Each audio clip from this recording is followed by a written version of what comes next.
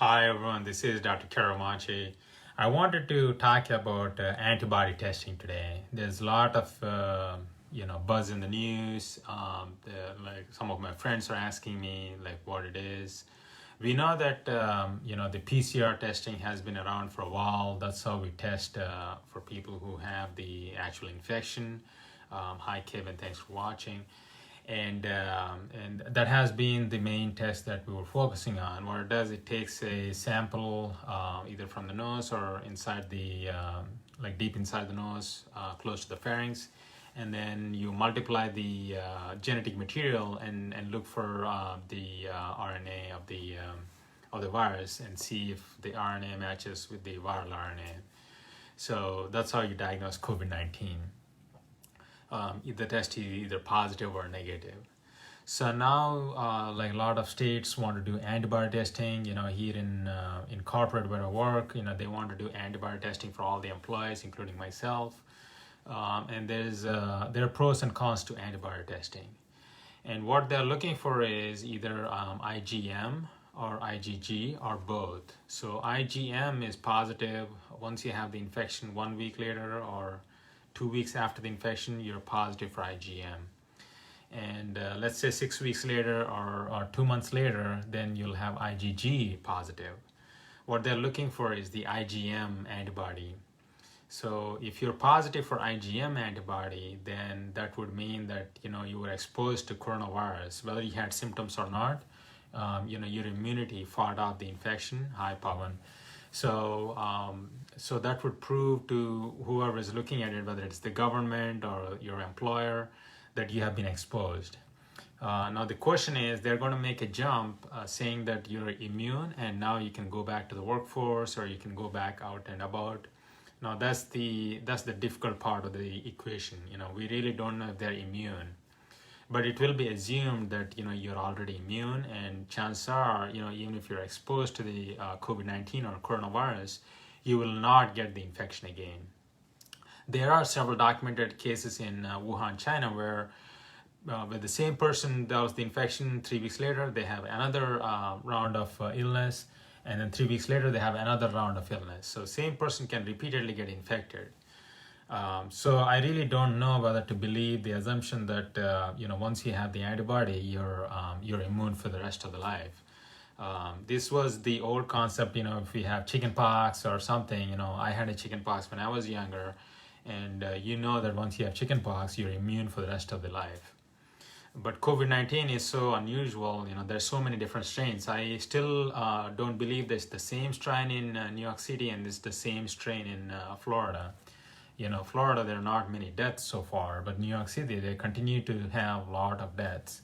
So it's probably a much more pathological strain, much more virulent strain in New York City. I looked up the information from CDC, and I also looked up some papers, like review papers from Journal of American Medical Association, and they're saying that the sensitivity and specificity of these antibody tests is more than 95%. We had to wait and see, what really happens in the real world when they start implementing these tests. So far, the gold standard is what is known as ELISA. It's called ELISA. It's called enzyme-linked immunosorbent assay. What it does is it measures the titers of the antibody. So you're looking for the antibody and also looking for the titers, which are the levels of the antibody, if it's a low level or high level. So you get both. So that's the gold standard testing. So if you're going to get a test, I would recommend getting ELISA test. There are some cheaper tests or at-home versions. There's something called, there are several companies in California that are offering. There's something called chemiluminescence. They use some type of light in the lab, and it's either positive or negative. There's also what is known as lateral flow assay, and this is another company in California, and it will give a positive or a negative. So you're either positive for the antibody or negative. And antibody, by antibody I mean IgM and IgG. Okay, so there are more companies that are coming up with these antibody tests. FDA is going to give directions on what standards to follow, and more companies are going to implement them.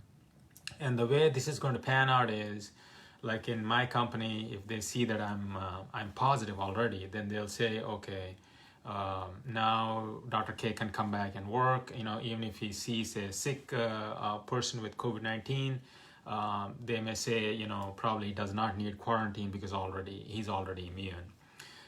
In terms of general work for people who are outside of healthcare, if you're positive for antibodies, they'll say, you're positive for antibody. We know that you already have immunity. You can start coming to work, work in downtown or wherever you had to go to work. So that's where this is going. But unfortunately, there are unforeseen implications to this. As you may have seen in the news, Air Force and the military is now banning anybody who is a COVID-19 survivor.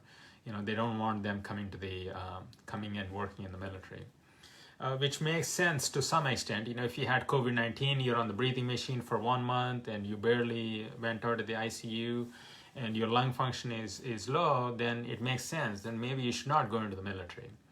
But somebody who's healthier and they're just positive for the antibody, they're asymptomatic, they never had the infection, or maybe they had the infection, they didn't even know that they had the infection. What is to prove that their lung function is poor or their body is so weak that they cannot be in the military? I really don't believe that. But military made their role. They have so many people going into the military these days, so they can pick and choose.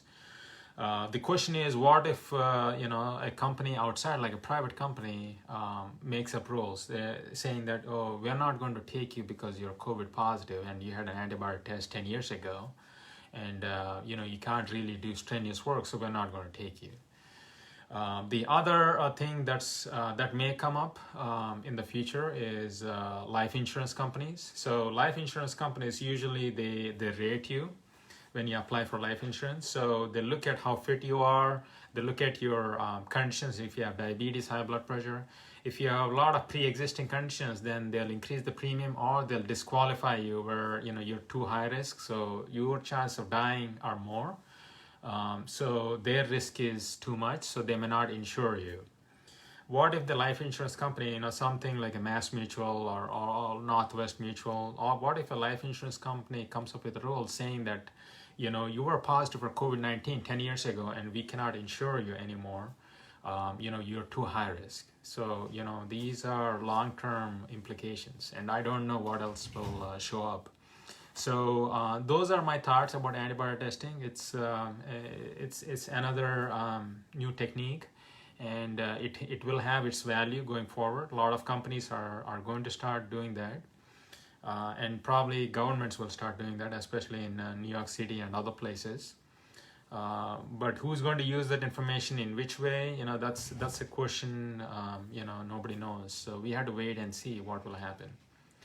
So exciting times. So I'll leave this information with you. Think about it. If you have any questions, or if you have any personal thoughts, share them below. Subscribe to my channel.